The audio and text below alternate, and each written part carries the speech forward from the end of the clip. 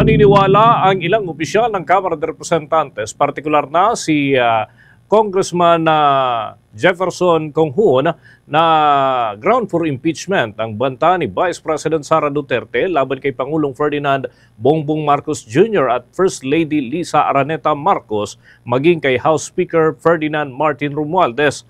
Ayon kay Conghun, ang mga binitawang mga salita nitong si Vice President Sara ay impeachable offense. Subalit hindi pa ito pag-uusapan ngayon ng mga miyembro ng mababang kapulungan ng Kongreso habang abala pa ang lahat sa pagdalo sa mga pagpupulong. Ay nilinaw din ng opisyal na issue ng pagpatay at napakasela nito ay hindi nagmula sa mga Marcos at ito ay posible umano na sa nakalipas na administrasyon, kaya hindi dapat na ipagdugtong ang magkaibang usapin upang lituhin ang publiko. Marahil umano nangyayari na ito sa mga nakalipas na panahon, pero sa panahon ng Marcos administration ay hindi ganito ang kalakaran. Narito ang bahagi ng pahayag ni Assistant Majority Leader Jay Conghun. Una sa lahat, hindi po nagpapapatay yung administrasyon natin ngayon. Ang nagpapapatay po yung ibang administrasyon, pero hindi yung ngayon. Yung previous administration siguro. Pero yung administrasyon ngayon, we follow the rule of law, no?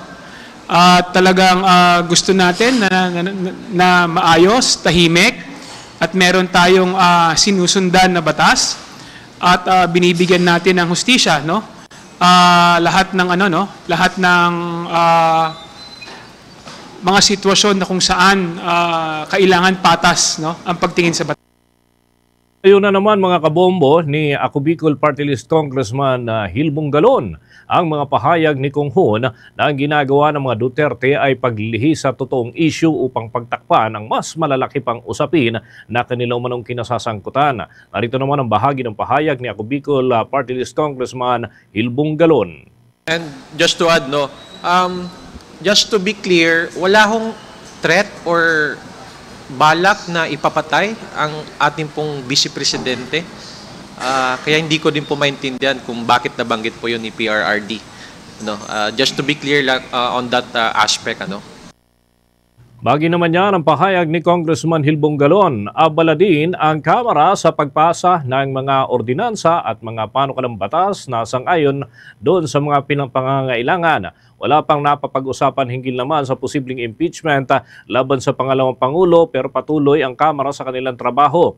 Sinabi naman ni Deputy Majority Leader at La Union Congressman Paulo Ortega na gagawin nilang tapusin ang pagdinig ng House Blue Ribbon Committee nang sa gayon ay maisumite ng report bago pa man ang Christmas break. Git ni Ortega, layunin nila dyan sa naturang lupon na makumpleto ang kanilang mga hakbang upang may finished product ika nga. Sa kanalaman, itong sa Quad Committee ay tatapusin din ang investigasyon nang sa gayon ay kanilang magawa ang mga pulisiya na kinakailangang irekomenda bago pa man maisabatas at yung findings ay maisumite naman sa mga kaukulang ahensya kung may kinakailangang sampahan ng kaukulang reklamo. Narito ang bahagi ng pahayag ni Deputy Majority Leader at La Union Congressman Paulo Ortega V. Dun sa quote kanina, parang dina-downplay na parang ganito na lang gawin nyo, ganito ganyan.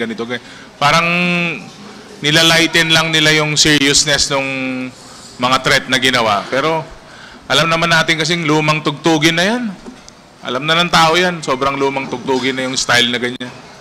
Hindi na gumagana. Bagi naman niya ang pahayag ni Congressman Paulo Ortega V at binigyang din pa nitong si Ortega na normal lamang ang nagiging reaksyon kung sakasakali man sa mga nagiging pahayag ng Vice Presidente, kaya hindi dapat na masamain. Partikular na ang naging reaksyon at talumpati ni Speaker Romualdez dahil sa direktang binantaan ang Kamara at nararapat umano na ipagtanggol naman ng leader ng Kongreso ang kanyang mga kasamahan at buong kapulungan. Ikinalungkot din ng mga miyembro ng Young Guns na may banta kay Speaker Romualdez, bagay na hindi umano makakabuti sa ating kalagayan sa ating bansa.